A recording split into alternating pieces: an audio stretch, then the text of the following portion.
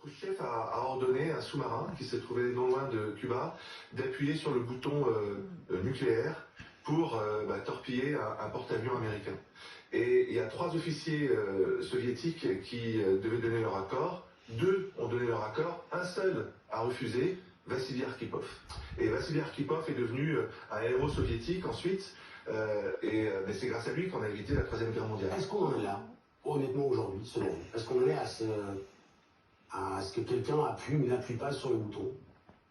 C'est-à-dire que tous les scénarios sont ouverts maintenant. Et ça, c'est pour ça que la situation est grave et dramatique. Bien entendu que du côté de Poutine, il y a beaucoup de bluff, il y a une volonté d'impressionner et de tétaniser les Ukrainiens. Les Ukrainiens ont réagi en disant que ça montrait la folie de Poutine, mais que ça ne les ferait pas plier. De toute façon, là, il faut stopper la folie, et c'est la raison pour laquelle en tout cas, les Ukrainiens ont accepté aujourd'hui de discuter avec les Russes à la frontière entre la Russie et l'Ukraine, à Pripyat, pour commencer dès maintenant à dialoguer. Alors je pose la question à Emmanuel Dupuis, mais je veux évidemment votre analyse.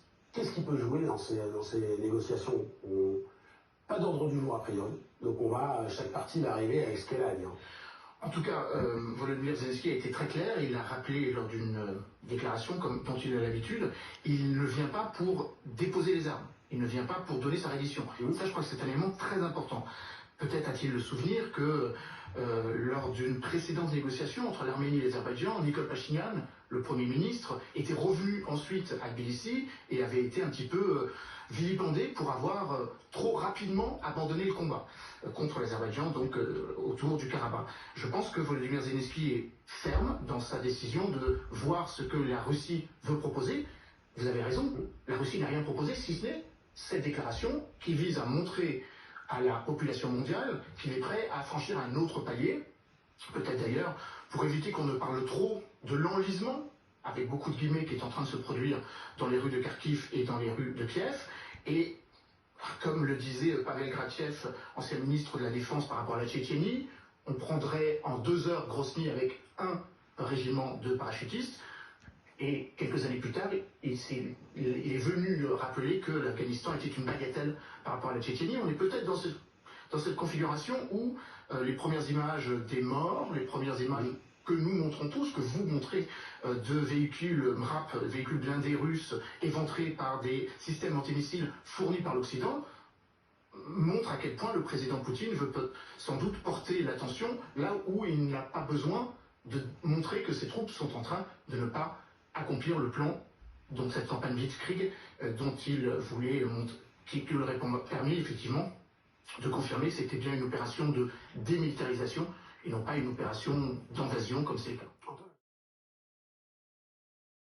Dès le départ. Je crois que Vladimir Poutine est en train de prendre conscience qu'il perd la bataille de la communication, et notamment en Russie même. Parce que lui, il a interdit ses médias d'utiliser le terme de guerre. C'est ça, les sémantiques, on est dans des opérations, on n'est plus dans une invasion. On est dans une opération, on n'est pas dans une guerre, et c'est pour ça qu'il interdit les manifestations.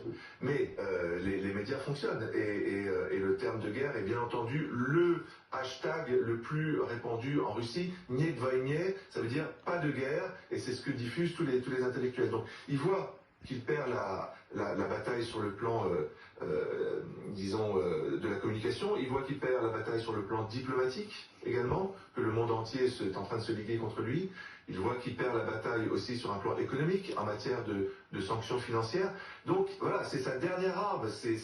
Il a une logique mafieuse, c'est-à-dire de faire peur pour pouvoir avancer. Donc c'est sa dernière arme. Mais encore une fois, il se tire une balle dans le pied, parce que on voit comment Gerashenko, le chef d'état-major, et Shoigu le regardent. Ils ont un regard complètement, disons, de vassaux, si je puis dire, et non pas de généraux victorieux. Donc c'est aussi à double tranchant.